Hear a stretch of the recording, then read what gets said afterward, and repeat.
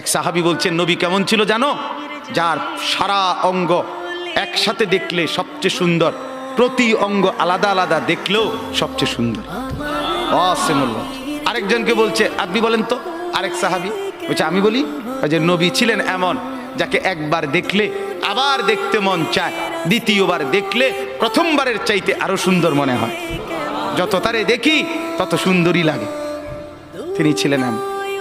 আল্লাহ তাআলা মেরাজে, এই যে এই মাস, 7 আসমানের উপরে আরশে আজিমে আল্লাহ তাআলা নবীকে নিয়ে গেলেন। যখন আরশের উপরে আল্লাহ তাআলা রাসূল সাল্লাল্লাহু আলাইহি সাল্লামকে দাঁড় করাইলেন, এইবার আল্লাহ বললেন, বন্ধু কোনানে আনছি জানেন? আপনি জানেন কোথায় আনছি আপনারে?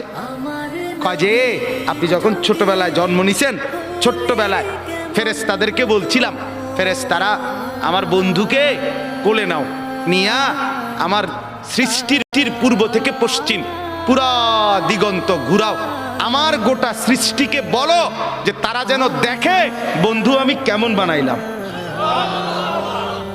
দেখো, দেখ আসমান দেখো, জমিন দেখো, বন্ধু আমি কেমন বানাইলাম। নাক দেখো, চোখ দেখো, ঠোঁট দেখো, মুখের চাহনি দেখো, চেহারার রং দেখো, চোখের পলক দেখো। এরপরে আল্লাহ 7 আসমানে আরশে আজিমে নিয়ে এইবার আল্লাহ বললেন, বন্ধু সেদিন ছোট্টবেলায় কোলে আপনারে সবাই দেখছে, এবার সব কিছুর উপরে আইনা, উপরে শুধু আমি আল্লাহ, তার নিচেই আপনি, এবার আপনি দেখেন গোটা সৃষ্টি আমি কেমন বানাইলাম। ওই সময় ওরা দেখছে, এখন আপনি দেখেন, আপনি দেখেন। সুবহানাল্লাহ।